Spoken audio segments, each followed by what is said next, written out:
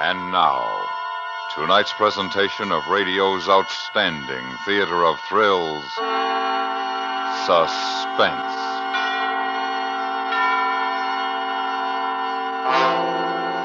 Tonight, we bring you a transcribed story of a group of brave men who risk their lives in a desperate effort to save their fellow men.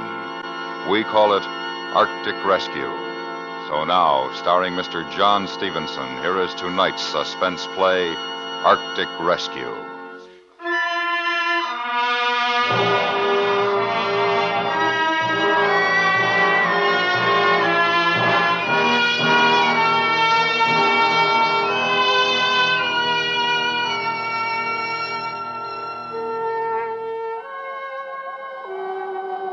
Picture this if you can.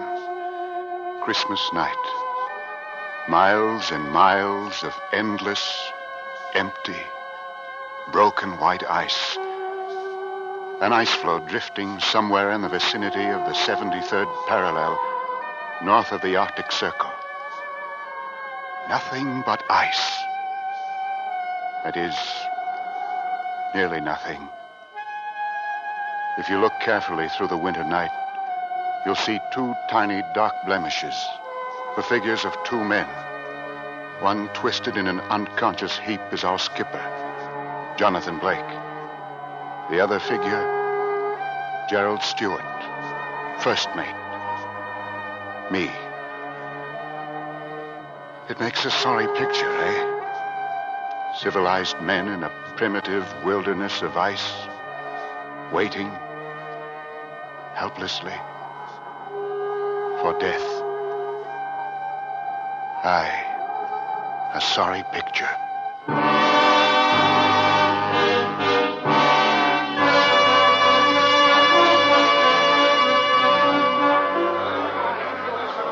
It's a far different picture you'd have seen if you'd been part of the excited crowd standing at the battery of the New York waterfront on June morning, the year 1852.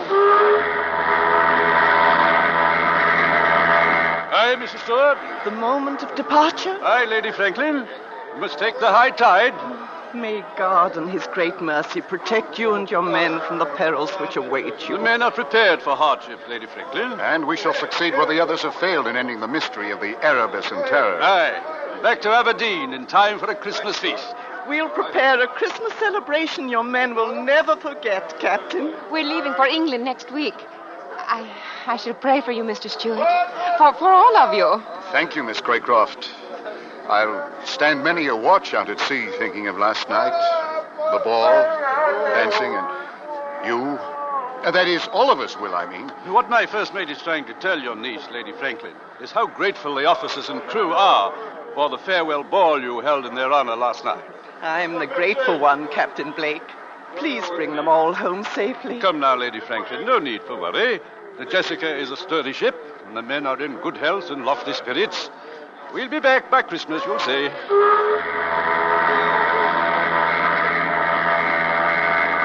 The tide will change. We must be on our way. Then goodbye and good luck, Captain. Goodbye, Lady Franklin. Miss Craycroft. Goodbye, Captain Blake.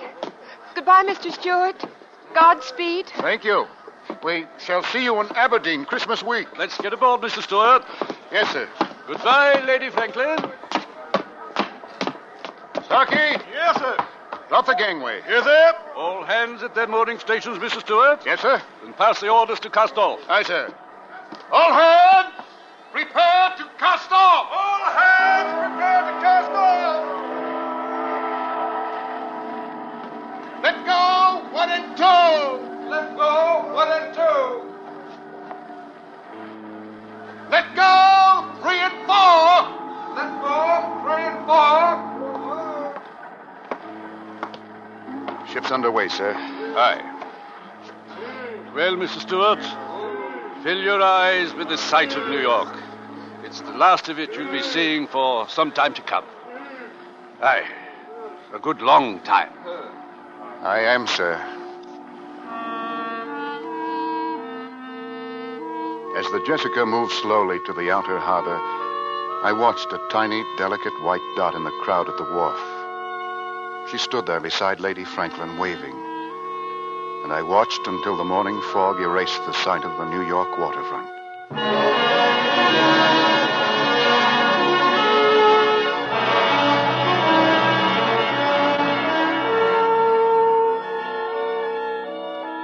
Aside from the ship's log, I've decided to keep a running account of this voyage.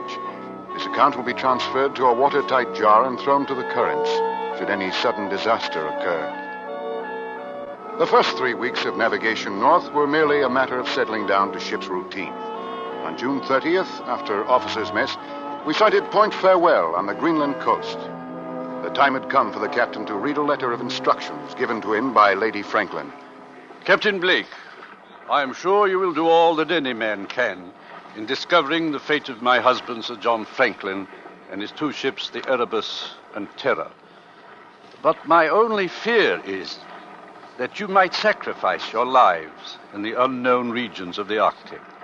Therefore, let me state that above all else, the preservation of the lives of you and your heroic companions is more important to me than the purpose of your journey. May God in his great mercy preserve you all from harm amidst the perils which await, and restore you to us safely and in health, as well as honor. Your sincere and attached friend, Jane Franklin. These are the only written instructions I have, gentlemen. Now then, Mr. Stewart, the map, please. Yes, sir. There it is, gentlemen. The most recent Admiralty map of the Arctic regions that we are approaching. Map? Well, it's almost completely blank. Aye, Mr. Halliday. Thousands of miles of uncharted wilderness. And somewhere in that frozen tundra, Sir John Franklin and his men vanished. Aye. And our search will begin tomorrow when we drop anchor in Gold Harbor. We'll pick up our ice pilot, Mr. Patrick Hansen's, from additional supplies, and then make for the Arctic Circle. Arctic Circle sounds like the edge of the world, eh, Stuart? Yes, a little frightening, too.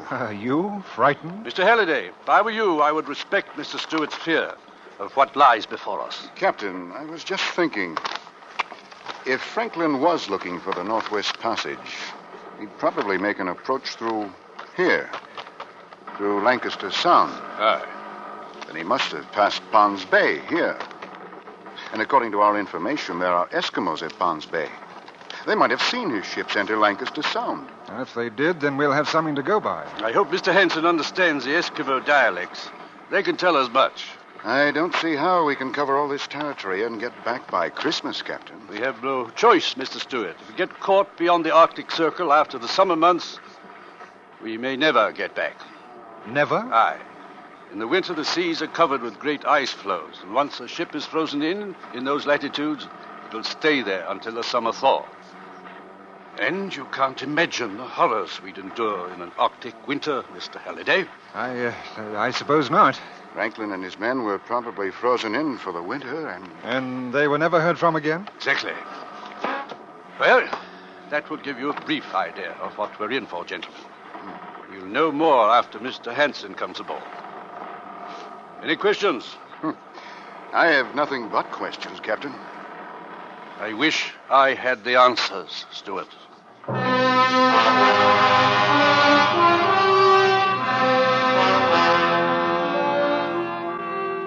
Noon the next day, we dropped anchor in the harbor of Godhaab. Here we could take on coal, additional winter clothing, dogs, and Eskimo drivers, and Mr. Hansen, our ice pilot. Godhaab was nothing more than a few huts of the Baffin Bay Trading Company. And as we prepared to go ashore, a longboat suddenly appeared alongside. Captain Blake. Aye? I'm Patrick Hansen, your ice pilot, sir. We were about to send a boat ashore for you, Mr. Hansen. No time for that, Captain. But we planned on picking up supplies and dogs. I brought them. They're in the boat. Well, what's the rush, Mr. Hansen? This is Gerald Stewart, my first mate. You never been to the Arctic before, Mr. Stewart. No. You'll take my word for it. We better get up there while we got the summer weather, you bet. All right, so we run into a little summer ice. The Jessica's prepared for it. Yeah. She looks like good, strong ship. We never seen an iron ship up here before. And steam engine, too. Well, that's not all the Jessica has. There's an additional iron plates across her hull, as well as added bracing thwartships. And the forward 10 feet of the bow is solid iron and razor sharp at the edge. What do you think that will do to your ice, Mr. Hanson? You wait and you see what the ice can do to a ship. Even an iron ship, Mr. Stewart. Mr. Henson, you received my letters. Yeah, And you made inquiries about the Erebus and Terror? yeah, they was here. They couldn't get dogs, so they headed for Pond's Bay. Across Baffin Bay, That's right. just as we thought. Mr. Halliday, Yes, sir. get those supplies aboard, then prepare the ship for sea. Aye, aye, sir. Stewart, you can chart a course for us. We'll cross the Arctic Circle next and on to Pond's Bay.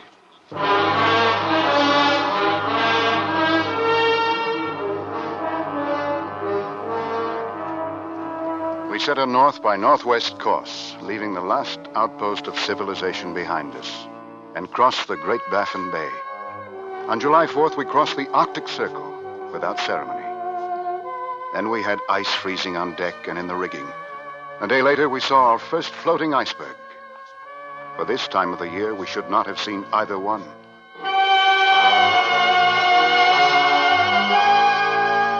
From Goat Hub to Pond's Bay, 6.5 days. Perfect calm. Upon landing, we found a small contingent of Eskimos, but nothing else. They seemed hostile and would give us no information. Then, as we were preparing to return to the Jessica, one of the natives, a girl, rushed from one of the huts and down to the beach. Who's there? Who's there? What's she saying, Mr. Henson? I'm not sure. Captain, look. She has something in her hand. She wants us to look at it. It's a small brass button. From a naval uniform. Aye. See if she'll trade it for some sewing needles. Joseph Gallagher? What does she mean by that? Joseph. Joseph, she trying to say man's name. Joseph Gallagher? Joseph Gallagher? Stewart, is that name on Sir John's crew list? I'm looking, sir. Yes, sir, it's here. Quartermaster Joseph Gallagher. They've been here. Aye. Better get back to the ship, men. Looks like a gale brewing. Joseph? Let her keep the buttons to it. Give her the needles, too. Yes, sir. Joseph?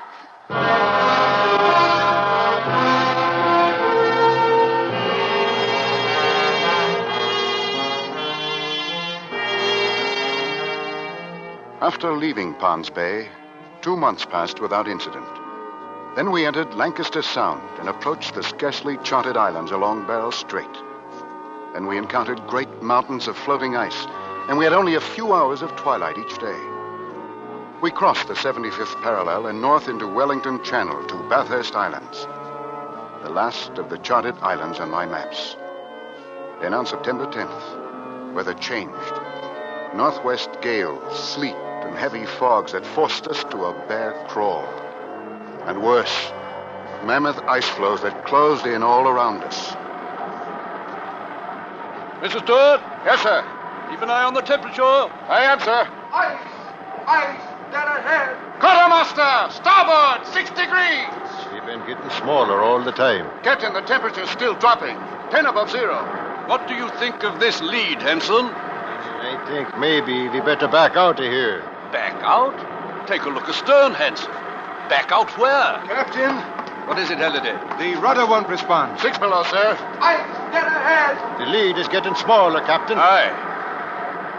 Aye. Well, the Arctic seems to be closing down on us on all counts.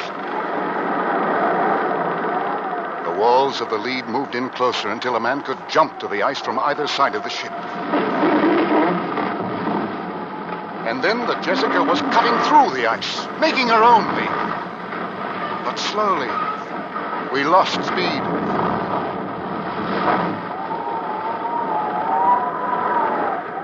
And then, finally, the ship gave up to the ice. We frozen in now. Aye. Stop engines, Mr. Stewart. Yes, sir.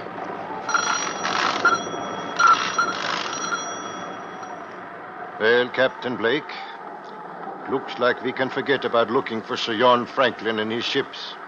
Now that we've frozen in, we're going to have to look out for our own lives, you bet.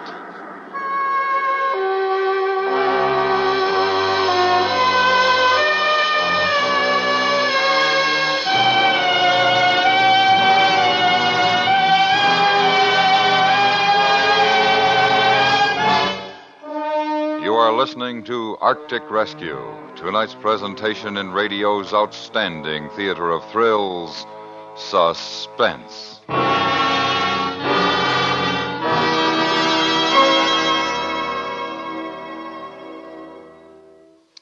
The precinct house, the hub of a policeman's life, is a world in itself. All the distorted, misguided emotions of humanity are channeled through its doors and dealt with by the men who work there, protecting us every hour of the day and night. You can get another authentic glimpse of this tense but tireless life Thursday on that brilliantly realistic CBS radio drama, 21st Precinct, heard every Thursday night over most of these same stations. Not only will you hear another exciting, incisive drama of police life, you will win a new knowledge of and respect for the men in precinct houses everywhere on 21st Precinct. And now we bring back to our Hollywood soundstage John Stevenson, starring in tonight's production, Arctic Rescue, a tale well calculated to keep you in suspense.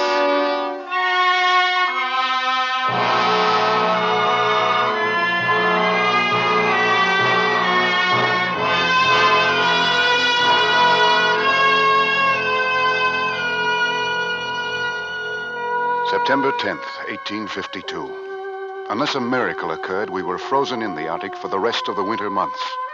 A sea of ice surrounded us, and the ship took on a starboard list from the pressure of the floe. Rations were cut in food, water, and coal consumption. Furious gales came and went. There were more freezing temperatures, often as low as 35 below. The doctor was a busy man. Nearly all hands suffered from frostbite, many from gangrene. Conditions aboard the Jessica were deplorable. I thought they couldn't get any worse. October came. November. December. And we thought of home and the holidays. And of Lady Franklin and Miss Craycroft sitting alone at the Christmas feast that was to be held in our honor. On Christmas Day, the cook outdid himself. We had a feast aboard the Jessica on the last of the salt pork and the beef. And with the last of the Allsup's ale and minced meat, the cook made pies. And we had a celebration. Christmas Day, 1852. Men, the captain has a word to say. I dropped below to offer you my greetings on this holiday and to wish you a much happier Christmas next year.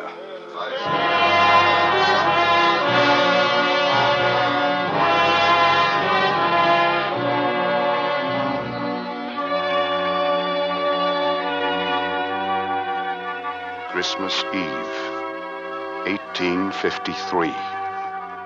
1 year later. We're still frozen in. Summer came and passed without an appreciable rise in temperature, and the ice failed to break up. Men living on pemmican, occasionally bear meat and seal blubber. No more lime juice. This means scurvy. The year also saw the loss of 11 men. The doctor and the ice pilot Hansen among them. 2 in a chase with a polar bear, 3 from scurvy, and the rest from gangrene. Most of the men have frostbite. Our second Christmas in the Arctic. The floe that holds the ship is drifting south down Peel Sound. We saw the shores of King William Island, and the captain sent 3 men on a sledge to look for food depots or a rock cairn, anything. They returned today. Where did you find it, Halliday? In a cairn. We also found empty pemmican cans and bits of ship's timber. Stuart, listen to this. It was written by Franklin himself. 1851. Latitude 69 degrees, longitude 98 degrees west. HMS Terror sank when ice broke. Erebus still frozen in. Beset since April 12th, 1850. We are deserting the Erebus, attempting overland march to Backsfish River to Hudson Bay. If unheard from, when this found, we must be considered lost. Sir John Franklin, Captain, HMS Erebus. We've found what we came for. Aye. Then they're all dead. Aye. If something doesn't happen pretty soon, we'll be dead too. Makes for a very Merry Christmas, eh, Captain? Captain! I hear it. The ice. It's breaking. Great cracks open in the ice, and then out of the water, through the openings, another great mountain of ice would rise. Great slabs of surface 100 yards wide, shattered, upended, and sank into the churning water. All around us, great, jagged fingers of ice crashed up through the flow. All hands abandon ship. All hands abandon ship. All hands abandon ship. Stewart, get your tools. We're going out on the ice, too. I could feel the ship jarring loose under me, and suddenly the Jessica wrenched sharply, throwing me across the deck. The last sound in my ears was that of the Jessica tearing loose from the ice.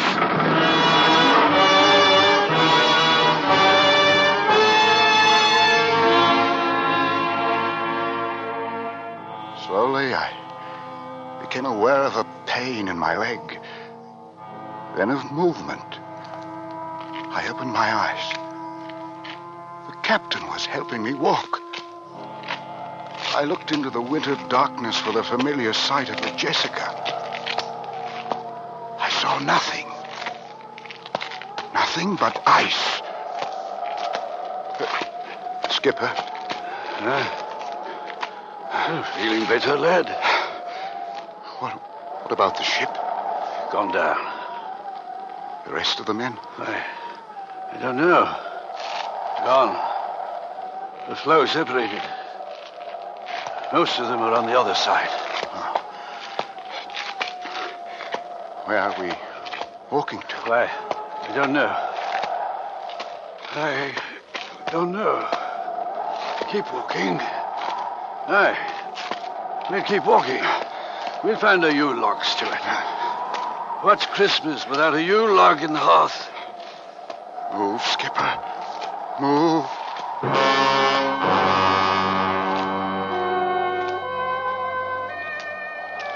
We walked on and on, climbing jagged hummocks of ice, falling through thin spots. Legs got wet, froze. We beat the ice off, walking in circles through the Arctic night. Endless circles. Very good. We'll rest a bit. Yes. Rest. Sleep a bit in the ice. Warm, comforting ice. No, don't sleep. Wake, Captain. Sleep, Stuart. The fire in the hearth will keep us warm. And tomorrow, Christmas morning, it'll be there, Stuart, you'll see. What will be there? It'll be there. You'll see. Don't go to sleep, Captain. Don't sleep.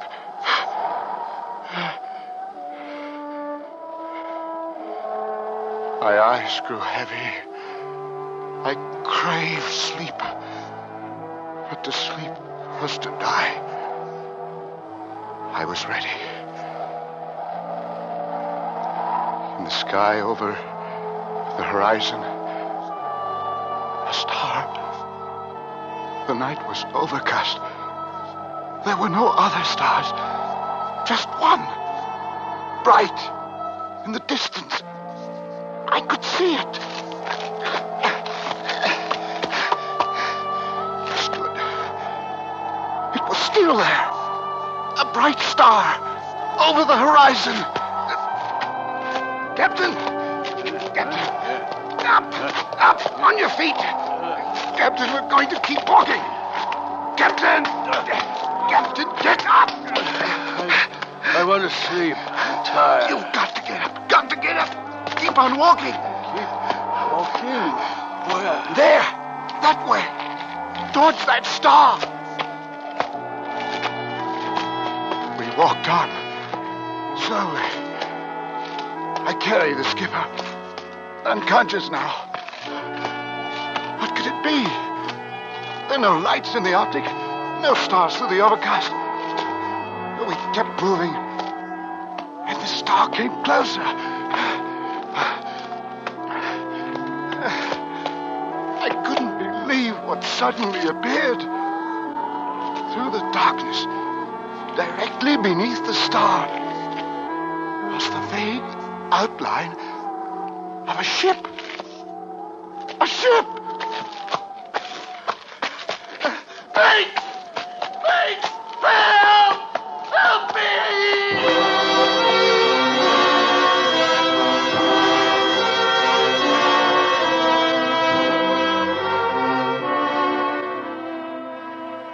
He's coming out of it. Stewart? Stewart! Ship. I saw Starkey. Halliday. In the flesh. I saw a ship. Yes, I know. You're on it. See? But where did it come from? It's not the Jessica. I know. It's the Erebus, one of Franklin's ships. The one they deserted. The Erebus? But where did it come from? Well, there we were, all of us except you and the captain, lying on that floe after the Jessica went down. Ready to die, just as we thought you'd died. And then, just as graceful as you please, we see a ship drifting slowly out of the fog, through the broken ice, right to us. The captain. I left him out on the ice. Oh, he's all right. We brought him aboard. And pretty soon we'll be on our way home. Home? Yes, the ice is open. We can get out. The Erebus will take us back. How's that for a Christmas surprise? I follow the star. What? He's sleeping. What was that he said? He followed a star? Oh, he must have seen that lantern we hung on the mainmast. Mistook it for a star. Oh. And saved his life. And the captain. Well, being that it's still Christmas, I guess you could call it a miracle. Hey, Starkey? Aye. Aye, I guess you could have that, sir.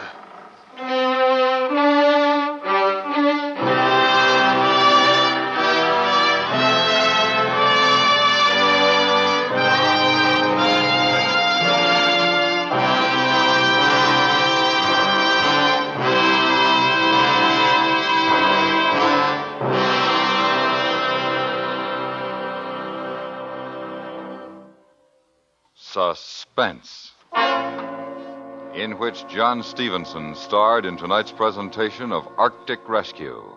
Next week, the story of a man who thought the best way to commit murder was to plan it first. We call it Variations on a Theme. That's next week on Suspense.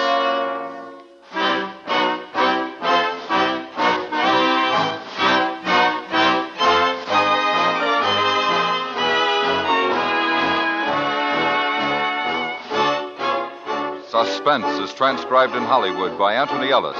Tonight's script was written by Gus Bays. The music was composed by Lucien Morawek and Rene Garrigang and conducted by Wilbur Hatch. Featured in the cast were Herb Butterfield, Norma Barden, Lillian Bayef, Richard Peel, George Walsh, John Dodsworth, and Clayton Post. Stay tuned for 5 minutes of CBS News, to be followed on most of these same stations by The Jack Parsons Show.